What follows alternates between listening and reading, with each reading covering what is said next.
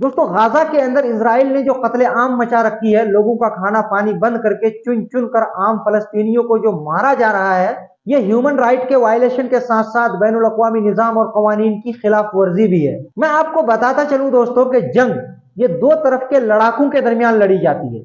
जंग के भी कुछ नियम कायदे और रूल रेगुलेशंस होते हैं जिनका पालन करना दोनों तरफ के लड़ाकों को जरूरी होता है। साल 1939 से लेकर 1945 तक चले वर्ल्ड वॉर टू में करीब 5.5 करोड़ लोग मारे गए थे। पहली बार इस जंग में परमाणु बॉम्ब का यूज हुआ था। अमेरिका जापान के हिरोशिमा और नागासाकी में 2 एटॉमिक बॉम्ब गिराया था, जिसमें एक बार की 2 लाख लोगों की मौत हो गई थी, जिसमें 95% सिर्फ सिविलियन थे, आम बेकसूर और बेगुनाह लोग जिनका जंग से कोई लेना देना नहीं था।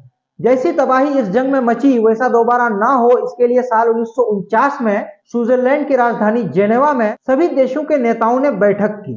इस बैठक को जेनेवा कन्वेंशन का नाम दिया गया। इस बैठक में जंग को लेकर नियम कायदे बनाए गए जिसको लॉ फॉर वॉर कहा गया।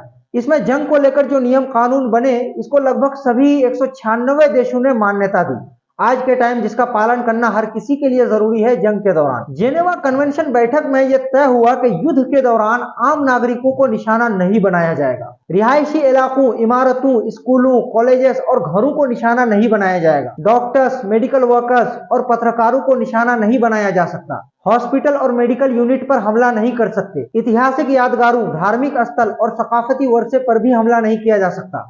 आम लोगों के लिए बनाए गए शेल्टर होम पर भी हमला नहीं कर सकते। गैर फौजी इलाके में भी हमला नहीं कर सकते। कोई भी देश युद्ध में इन जंगी कवानीन का अगर उल्लंघन करता है तो ये वॉर क्राइम यानी जंगी जुर्म समझा जाएगा, जिसके खिलाफ इंटरनेशनल कोर्ट में मुकदमा भी चलाया जा सकता है। दोस्तों इजराइल हमास जंग में आपने देखा होगा कि इजराइल इनमें से किसी भी नियम का पास नहीं रखा है। इन जंगी कवानीन की खिलाफ वर्जी करते हुए गाजा में खुलेआम कत्लेआम मचा रखी है। आम लोगों के साथ साथ डॉक्टरों, रिहायशी इलाकों, हॉस्पिटल और पत्रकारों को भी नहीं छोड़ रहा। दोस्तों आज के टाइम जंग में कोई भी देश अगर इस जेनेवा कन्वेंशन वाले युद्ध नियम का उल्लंघन करता है तो उनको इन जराइम से रोकना, उनके खिलाफ इंटरनेशनल कोर्ट में मुकदमा दर्ज कराना, उन पर लगाम कसना आज के टाइम सबसे पहली जिम्मेदारी यूनाइटेड नेशन की बनती है, जिनका दुनिया में एक अहम मकाम और रुतबा है।